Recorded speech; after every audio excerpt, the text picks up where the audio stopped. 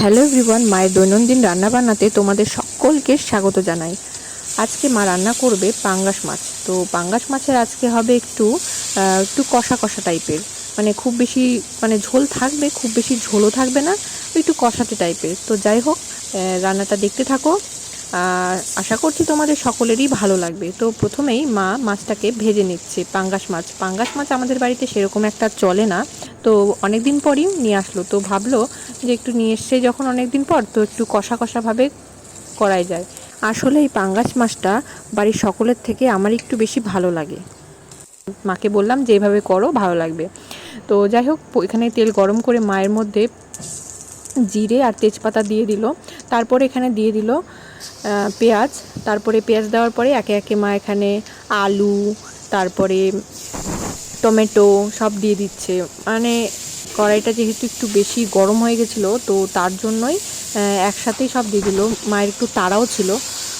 তো যাই হোক, সব ঘরোয়া পদ্ধতিতেই সব রান্না হচ্ছে। তো দেখতে থাকো, আশা করছি ভালো লাগবে। যদি কোনো ভুল ত্রুটি হয় তো মার্জনা করবেন। তো যাই হোক, এখানে ভাজা টাজা হয়ে গেল। তো মা এখানে এখন হলুদ গুঁড়ো দিয়ে দিল। তারপর একটু নাড়াচাড়া করে নিয়ে স্বাদ মতো নুন অ্যাড করে নেবে।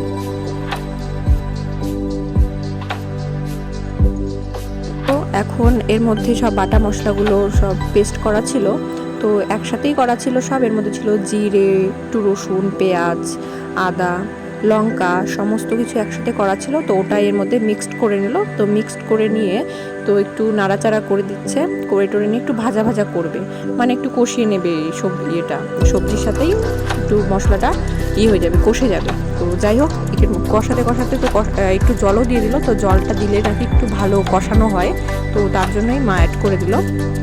তো যাই হোক,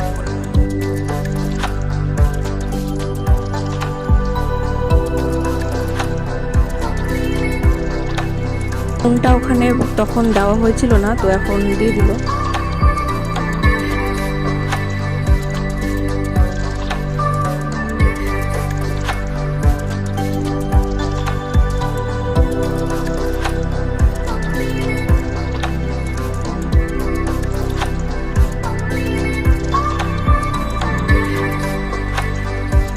তো এখন দেখতেই পাচ্ছ ভালো ভালো একটু কষানোটা হয়ে গেছে। তো কষানো হয়ে যাওয়ার পরে মা এখানে পরিমাণ মতো কিছু জল অ্যাড করে দিচ্ছে। যেহেতু একটু পরিমাণটা একটু বেশি দিল, কেননা আলুটা একটু সেদ্ধ হবে, সেদ্ধ হওয়ার ব্যাপার আছে। তো তার জন্য একটু জল দিয়ে নিয়ে তারপরে এর মধ্যে এখন ঢাকা দিয়ে দিবে। তো যাই হোক,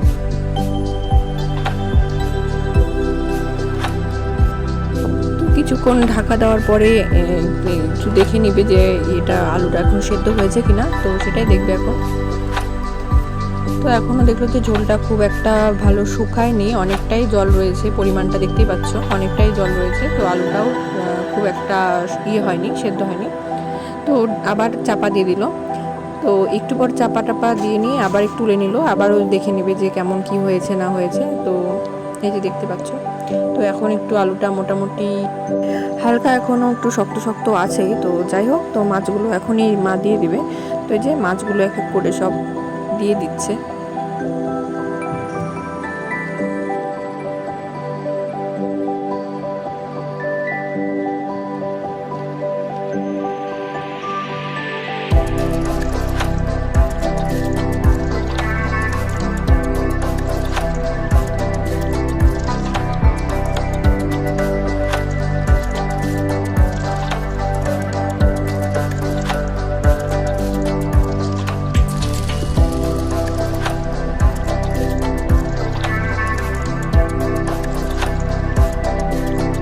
তো মাছগুলো সব দেওয়া হয়ে গেছে। তো একটু নাড়াচাড়া করে নিয়ে একটু ঢাকা দিয়ে দিল। তো ঢাকা সরিয়ে দিয়ে একটু ঝোলটাও এখনও অনেকটাই শুকিয়ে গেছে, দেখতে পাচ্ছ এখন অনেকটাই শুকিয়ে গেছে, আর আলুটাও মোটামুটি হয়ে এসছে। তো এখন মা বাটা মশলা একটু দিয়ে দিল। এর মধ্যে ছিল জিরে আর দারচিনি, এলাচ, এগুলো বাটা ছিল। তো দিয়ে নিল, একটু নাড়াচাড়া করে নিয়ে এবার নামিয়ে নেবে। ঝোলটাও অনেকটা পরিমাণেই শুকিয়ে গেছে, দেখতেই পাচ্ছ, একটু কষা কষা আর একটু হয়ে যাবে। তো কেমন লাগলো আজকে রান্নাটা কমেন্ট করে জানিও। ভালো লাগলে like, comment, share and subscribe করে দিও চ্যানেলটাকে। তো সাপোর্ট করতে থাকো আর দেখতে থাকো মায়ের দৈনন্দিন রান্না বান্নার কিছু ঘরোয়া পদ্ধতির রান্না। তো যাই হোক, থ্যাঙ্কস ফর ওয়াচিং, টাটা।